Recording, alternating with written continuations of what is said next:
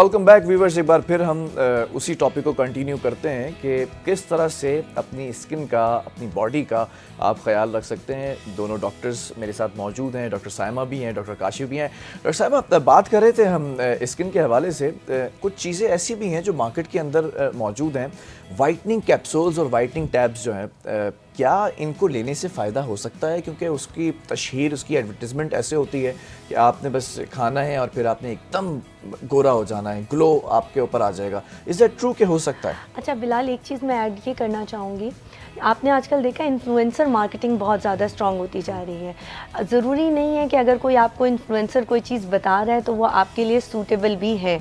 ठीक है, first of all आप अपने डॉक्टर के पास जाएं, अपनी स्किन को चेक करवाएं, उससे एक दफ़ा अपनी स्किन की टाइप पता करा लें, अपने स्किन के प्रॉब्लम डायग्नोस करवा लें and then start using those things. जैसे कि आपने बताया कि कुछ चीज़ें मार्केट में बहुत ट्रेंडिंग है, जिसमें से मैं दो चीज़ों के बारे में जिक्र ज़रूर करना चाहूँगी। एक नाइसिनामाइड, हर दूसरे बंदे को मैंने आजकल नाइसिनामाइड यूज़ करते देखा है। नाइसिनामाइड हम यूज़ करें, हमारे पोर्स ओपन है, हम नाइसिनामाइड यूज़ करें, बट यू नो इट कि पोर्स हमारे इसलिए खुले हुए भी हमें दिख रहे होते हैं क्योंकि आजकल कैमरास बहुत अच्छे हो गए हैं मोबाइल के, अगर आप एग्री करेंगे मुझसे। जैसे ही हम वो सेल्फी मोड में अपने आप को देखते हैं, क्योंकि इतने अच्छे पिक्सल्स हैं, तो हाँ विदाउट फिल्टर, तो हमें इतने बड़े बड़े पोर्स दिखते हैं, तो लोगों को लगता है हमारे पोर्स खुले हुए हैं। ऐसा नहीं है, हमने इतना ऑब्सेस्ड नहीं होना कि हम अपने इतने मैग्नीफाई करके हम अपने पोर्स देखें और उसपे एनालिसिस कर रहे हैं। No, it's not needed, it's not needed that much. Doctor साहब will agree with me, actually हम कोई परफेक्ट फेस नहीं है, एक आंख दूसरे आंख से नहीं मिलती है, एक कान दूसरे कान से नहीं मिलता, एसिमेट्री। और डॉक्टर साहब की मैं बात को सेकंड करूंगा, 99% पॉपुलेशन जो है वो एसिमेट्रिकल फेस के साथ एग्जिस्ट करती है and it's very natural, it's natural. और मैं ग्लूटाथियोन के बारे में थोड़ा सा एडअप कर दूं कि ऑफ कोर्स मैं भी प्रिस्क्राइब करता हूं, लेकिन मैं थोड़े से 2 ब्लड टेस्ट ज़रूर कराता हूं। मैं एक LFT ज़रूर करवाता हूं कि लिवर पे वर्क करता है, डॉक्टर साहब knows it better, and vitamin D। अच्छा, ये इसको नुकसान है सच नहीं है, लेकिन ये एंटीऑक्सीडेंट है। लेकिन ऑफ कोर्स हम प्रेग्नेंट फीमेल्स, नर्सिंग मदर्स को अवॉइड करते हैं, लेकिन ये कि this is the least expensive treatment for skin glow. Whitening मैं इसलिए नहीं कहता हूँ बिकॉज मुझे लगता है कि वाइटनिंग का एक कॉम्प्लेक्स है, टैबू है। डॉक्टर साहब बिल्कुल सही बात है, हमें ग्लो की बात करनी चाहिए ना, ग्लो डेफिनेटली आएगा। अच्छा, आपने एक वर्ड यूज़ किया ग्लो के लिए, क्योंकि इसमें भी एक डिफरेंस है। अगर आप बीबी ग्लो की तरफ जाते हैं, वो टिंट की तरफ चला जाता है कि आप टिंट कर देते हैं। If you compare BB glow to PRP और PRGF, there is a difference. Obviously there is a ये भी marked जरा लोगों को difference. बताएं, क्योंकि सॉरी मैं कंप्लीट कर लूँ एक चीज़, कि लोग कहते हैं कि बस इंस्टेंट एक ग्लो आ जाए BB ग्लो से, वो 4-5 दिन, एक हफ्ता 15 दिन रहता है, उसके बाद उसका नुकसान भी कुछ है। कोलेजन को वो रोकता है, कोलेजन को रोकता है, एंड प्लस उसमें चूंकि आप एक आर्टिफिशियल सिंथेटिक प्रोडक्ट को अपनी स्किन के अंदर डाल रहे हैं, तो it also damages your skin. और प्लस आजकल आपने देखा है हर कॉस्मेटोलॉजिस्ट बहुत सारे हैं जो कर रहे हैं ये प्रोसीजर्स। अब उसमें होता ये है कि अगर लो ग्रेड उन्होंने पिगमेंट यूज किया है तो वो ग्रे स्केल देगा, या वो फ्रैकल्स या मेलाज्मा को स्टार्ट कर देगा, ट्रिगर कर देगा, जिसके लिए हम रेकमेंड नहीं करते कि आप रेगुलरली BB ग्लो कराएं। हाँ, अगर कोई ऐसा इवेंट आ रहा है। मेरे सामने केस आया जो आपने कहा ना कि वो लो ग्रेड चीज़ें यूज़ करते हैं।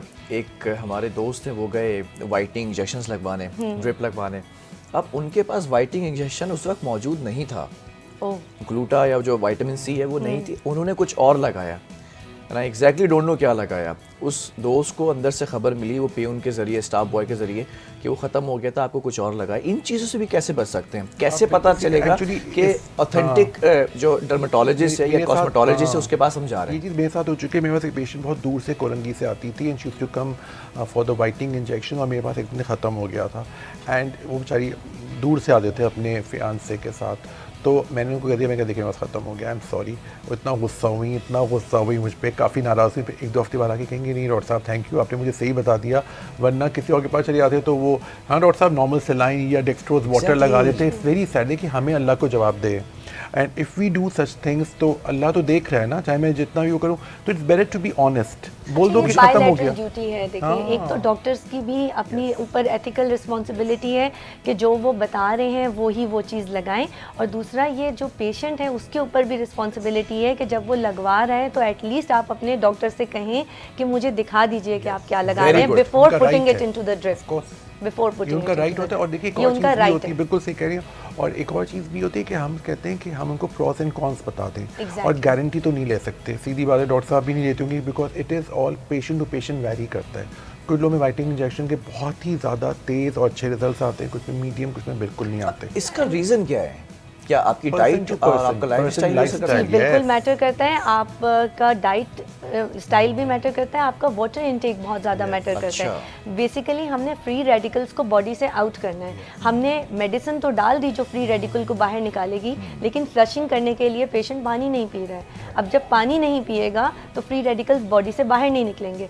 फिर एक बहुत कॉमन कंप्लेन ये है, हम तो ड्रिप लगवा रहे हैं, कुछ ग्लो भी नहीं आ रहा। बाद में जब प्रोब करो पानी कितना पीती है, 2 गिलास 3 गिलास, टाइम ही नहीं मिलता, हम इससे पिया ही नहीं जाता। अच्छा। ये बहुत बड़ा इस प्रॉब्लम है। प्रोसेस में कितना पानी पीने चाहिए रोजाना इनटेक? कम से कम भी 3 to 4 लीटर्स। बिल्कुल सही। Like 12 to 16 glasses Yes. Per day. Yes. at least. Yes. अच्छा, मैं ज़रा सा एक और तरफ आना चाहूँगा स्किन के हवाले से। तो इतना ये वास्ट टॉपिक है कि अगर आप इसको कवर करना चाहें तो शायद पूरा महीना मैं मॉर्निंग शोज करूँ तो उसको कवर ना कर सकें। मैं ज़रा हेयर्स की तरफ भी आना चाहूँगा। डॉक्टर साहब से स्टार्ट करें। डॉक्टर साहब, हेयर फॉल है क्या? बहुत ज़्यादा बिल्कुल। हो रहा है आजकल मर्दों में, और मैं ये देख रहा हूँ कि जवानी के अंदर ही, Yes, मतलब very true. 25, 26 के अंदर ही आप देखें कि वो पूरा बॉल्ड होना शुरू हो जाते हैं। क्या रीज़न है और इसकी प्रिकॉशनरी मेजर्स क्या हो सकते हैं? ऑफ कोर्स, पहले तो मैं बता दूं हेयर है क्या। Here is keratin which is a protein. इसके बेसिकली 3 फेजेस होते हैं, एनाजिन, कैटाजिन एंड टीरोजिन, और 4 किस्म के हेयर होते हैं। स्ट्रेट, दूसरा होता है वेवी, तीसरा कर्ली, और फोर्थ है किंकी, जैसे बालों में बम फटा होता है जैसे लोग कहते हैं, उस टाइप के होते हैं। तो इसके अंदर मैं ब्लड टेस्ट ज़रूर कराता हूँ हमेशा की तरह। CPSR, हीमोग्लोबिन आपका अगर लो है उसकी वजह से ही हेयर लॉस हो रहा होता है। विटामिन D कम है तो हेयर लॉस के साथ साथ बाल वाइट भी हो रहे होते हैं। HbA1c, RBS बहुत ज़रूरी है, डायबिटीज़ में भी हेयर लॉस होता है। थायराइड और लिपिड प्रोफाइल, ऑफ कोर्स के बहुत सारे ट्रीटमेंट आ गए, PRGF आ गया है, PRP है, इवेंचुअली हेयर ट्रांसप्लांट है। लेकिन बालों का जो सबसे बड़ा मसला है, हम सब कहीं ना कहीं हम वाटर से कहीं ना कहीं हमारा ताल्लुक़ है, और पानी जो आ रहा है स्पेशली कराची में which is not very hair friendly, तो उसकी वजह से डॉक्टर साहब ज़्यादातर घरों में तो बोरिंग हुई भी है, दैट तो इज़ वो द खारा प्रॉब्लम। पानी है। खारा पानी है, उससे बाल exactly. बहुत गिरते हैं। अच्छा, स्ट्रेसेस हम सबके बहुत हैं, हम सब बिल को लेके परेशान हैं। 24 घंटे हम सवार रखते हैं अपनी टेंशन्स को। जनरली मैं देख रहा हूँ लोगों की एक्टिविटीज़ नहीं है, एक्सरसाइज ख़त्म हो गई है।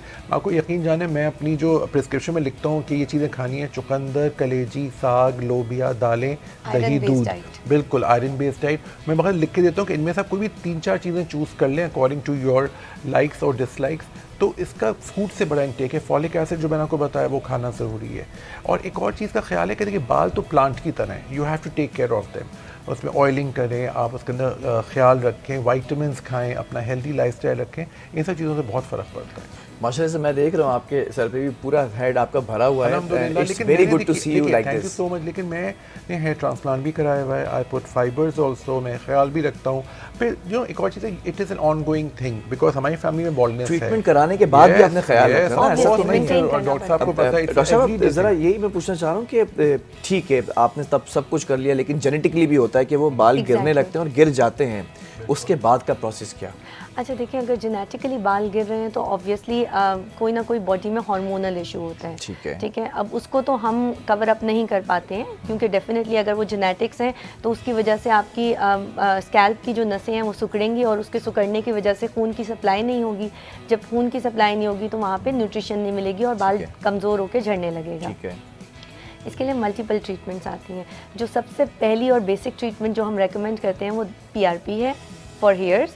जैसे हमने फेस के लिए PRP करते हैं उसी तरीके से हम हेयर के लिए करते हैं। लेकिन वो उस वक्त जब गिरना शुरू हो रहे हैं, बिल्कुल ये PRP आपने ऐसा नहीं कि बिल्कुल टोकरा खाली और आप PRP करा रहे हैं कोई रिजल्ट नहीं आ रहा। अवेयरनेस अच्छी होती जा रही है। लोग जिनकी फैमिली हिस्ट्री है बॉल्डनेस की, वो अपनी एज से पहले ही आके PRP प्रिवेंटिव कराने लगते हैं, क्योंकि बिकॉज दे नो कि उनकी स्ट्रॉन्ग टेंडेंसी है कहीं ना कहीं जाके उनके बाल गिर सकते हैं, तो वो प्रिवेंटिव पहले ही कराना शुरू कर देते हैं।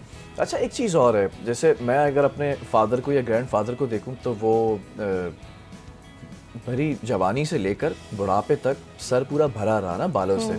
बस ये नौबत आई कि बाल सफ़ेद हो गए लेकिन सर खाली नहीं हुआ। लेकिन हमारे साथ ये होता है कि हम रोज़ाना इतने प्रोडक्ट यूज़ कर रहे होते हैं, हेयर स्प्रे होते हैं, वैक्स होते हैं, मैट चीज़ें लगा रहे होते हैं, जिससे हमें लगता है पता कि अब वो जो एक डेंसिटी थी वो कम होती जा रही है। इससे कैसे बचा जाए? देखिए इसमें आमतौर पे प्रोटेक्टिव कुछ सॉल्यूशंस आते हैं जिनको हम अप्लाई कर सकते हैं। सबसे बड़ी बात इनका एप्लीकेशन तो मजबूरी है डेफिनेटली। आपको पता है कि ब्लो ड्राई भी करना है, प्रोटीन ट्रीटमेंट्स के नाम पे आजकल रिबॉन्डिंग, कैराटिन, ये वाली चीज़ें की जा रही हैं जिनकी वजह से ये एक्सेसिव केमिकल जब स्कैल्प को टच होते हैं तो वो डैमेज करते हैं और बाल गिरने लगते हैं। मैं अपने पेशेंट्स को आमतौर पर रेकमेंड यही करती हूँ कि कोई भी आप हेयर का ट्रीटमेंट कराएं तो जो आपका ट्रीटमेंट कर रहा है उसको रेकमेंड ये करें कि कुछ भी आप मेरे बालों के साथ करें, मेरे स्कैल्प पे टच नहीं होना चाहिए। ठीक है, बालों पे ऊपर ऊपर लगाएं बट स्कैल्प के ऊपर टच ना होने दें, क्योंकि सबसे बड़ा मसला ये आता है ये प्रोडक्ट जितनी भी हम सर पे लगाते हैं ये क्लॉग कर देती हैं हमारे बालों के फॉलिकल्स को। जब वो फॉलिकल्स क्लॉग होते हैं तो नीचे से सेंसर्स एक्टिवेट हो जाते हैं जिससे ऑयल भी ज़्यादा बनने लगता है और वहाँ पे फंगस और बैक्टीरिया ग्रो करने लगते हैं। जब वो ग्रो करते हैं तो उसकी वजह से इन्फेक्शंस होते हैं और बाल झड़ना और गिरना शुरू हो जाते हैं, डेंड्रफ के इशू आते हैं। ठीक है। अच्छा, और मैं इसमें थोड़ा सा एडअप भी कर दूं कि अक्सर लोग होता है कि कर्ली हेयर है वो स्ट्रेट कराना चाहते हैं। मैं आपको बताऊं कि अल्लाह ने आपको जो बाल दिए हैं, जिस स्टेज में दिए, उसी को मेंटेन रखें। मैंने बहुत पेशेंट्स के बाल ख़राब होते देखे हैं, रीबॉन्डिंग्स, आयरनिंग या स्ट्रेटनिंग, राइट डॉक्टर साहब? तो अफसोस होता है आपको अल्लाह ताला ने जो टेक्सचर दिया है। जैसे मुझे पर्सनली कर्ली हेयर बहुत पसंद है और मैं इतने लोगों से मिलता हूँ हमारे हॉस्पिटल मुर्शिदाबाद में, बहुत बलोची आदमी आते हैं, मैं कर्ली हेयर देखता हूँ, मैं कहता हूँ यार इसको चेंज मत करना कि रीबॉन्डिंग करा रहे हो, स्ट्रेट करा रहे हो, बिकॉज वो आपको अल्लाह ताला ने दिए हैं। वेवी हेयर है, हमारे जो हेयर्स है ना वो एक पौधे की तरह है, ठीक है? हाँ, ये जैसे एक प्लांट होता है ना उसको न्यूट्रिशन चाहिए होती है, खाद चाहिए होती है, इन द सेम वे हमारे बालों को भी वो न्यूट्रिशन चाहिए। अब चाहे तो वो आप खा के पूरी करें, लेकिन लोग आमतौर पे अपनी डाइट्स का इतना ख्याल नहीं रखते हैं एंड प्लस वो फैमिली इनहेरिटेंस की वजह से जब प्रॉब्लम आ जाती है तो बालों को वहाँ पे गिरना शुरू होते हैं। तो उसमें हम रेकमेंड करते हैं कि PRPs को अपना पार्ट ऑफ लाइफ बना लें। प्रिवेंटिव भी अगर आप करा रहे हैं तो हर 3 महीने बाद या 6 महीने बाद एक दफ़ा PRP लेने में कोई हार्म नहीं है। ऐसे कर सकते हैं कि 15 डेज़ के अंदर आपने हेड PRP कराया तो नेक्स्ट 15 डेज़ के अंदर आपने फेस PRP करा लिया, तो इस सर्कल चलता रहेगा। बिल्कुल, और वैसे तो हम रेकमेंड ये करते हैं कि अगर आपने फेस और हेयर दोनों PRP कराने हैं तो आप एट अ टाइम भी करा सकते हैं, क्योंकि एक ही दफ़ा ब्लड ड्रॉ होगा और उसी में हम दोनों प्रोसीजर्स कर देंगे। और एक और चीज़ भी होती है, मैं इस पे कहूँगा कि आपका लाइफस्टाइल आजकल जो कि मोबाइल्स की वजह से हम रात भर लोग जाग रहे हैं, दिन भर सो रहे हैं, इस पे भी हेयर पे बहुत बुरा इफेक्ट पड़ता है। It is very bad for your hair. मुझे तो लगता था कि जागने से आंखों पे फर्क पड़ता है। आंखों पे भी पड़ता है, पूरा आपका मेंटल स्टेट खराब हो जाता है। जब मेंटल स्टेट खराब है, स्ट्रेस है, तो आपका हेयर लॉस भी होगा। और दूसरी बात ये कि अल्लाह ताला ने जो निज़ाम बनाया है वो सुभान अल्लाह है। जल्दी सुबह उठना, जल्दी सोना, I think it matters a lot. ये भी बड़ा एक बहुत ज़बरदस्त टॉपिक है कि रात को जब लाइट कम होती है तो दिमाग एक्सेप्ट करता है कि अब आप जो है वो नींद की तरफ जाएंगे। हार्मोन्स निकलते हैं, हैप्पी हार्मोन्स निकलते हैं हमारे। तो जितना आप रात में जागेंगे आपके हैप्पी हार्मोन्स रिलीज नहीं होंगे और आप डिप्रेस ज़्यादा रहेंगे। तो इसी वजह से डिप्रेशन एंड स्ट्रेसेस ज़्यादा बढ़ रहा है लाइफ में। जब इस टॉपिक पर आ ही गए इस तरफ, तो ये भी मैं आप लोगों की मौजूदगी का फ़ायदा उठाते हुए पूछ लूँ, आप दोनों से कमेंट लूँगा। सुबह सवेरे जो धूप होती है वो स्किन के लिए और बॉडी के लिए कितनी ज़रूरी है? बहुत ही अच्छी है, लेकिन वो धूप जो सुबह के टाइम अर्ली मॉर्निंग की होती है, फजर होने के आधे घंटे तक, यानी जिस टाइम फजर की अजान हुई वहाँ से लेके उसके बाद आधे घंटे तक जब तक सूरज निकला नहीं है, और शाम के टाइम मगरिब होने से आधा घंटा पहले, दैट्स इट। इसके अलावा अगर आप धूप में जाएंगे तो वो आपको सनबर्न करेगा, क्योंकि UVA एंड UVB रेज बढ़ना शुरू हो जाती हैं। अगर आप बाकी पूरे दिन आप जाएंगे धूप में तो आपको सन ब्लॉक का इस्तेमाल लाजमी करना है। प्रेफरेबली वो सन ब्लॉक इस्तेमाल करना है जो UVA और UVB दोनों रेस को ब्लॉक कर सके। और एक और चीज़ भी, मैं सनलाइट की सबसे बड़ा फ़ायदा कहूँ, विटामिन D बनाता है। हमारे अंदर विटामिन D की बहुत कमी है। हमारे पास तो कोई भी ब्लड टेस्ट आता है, विटामिन D हम लोग पहले से एज डॉक्टर्स होते हैं कम ही आएगा, because we are not expose to sunlight. Doctor साहब की बात बिल्कुल सही है, और सन ब्लॉक लगाइए, और लेकिन धूप में भी निकलें, वॉक भी करें, धूप के अपने फ़ायदे हैं। बट ये सन ब्लॉक आप लगाइए, आप प्रॉपर आप अपनी हाइड्रेशन रखिए, लेकिन एक तरह की थोड़ा सा हम लोग सब धूप से बिल्कुल जैसे कोई डर गए या धूप कोई एक अनहोनी चीज है। आजकल लोगों ने घर भी ऐसे बना लिए कि सनलाइट आती ही नहीं है। पहले सहन होते थे, वहीं बैठ जाया करते थे। बीमारियों की बात करते हैं, मेरे पास स्केबीज बहुत आता है, फंगस बहुत आता है, तो मैं कहता हूँ चादर तकिया धूप में डालें।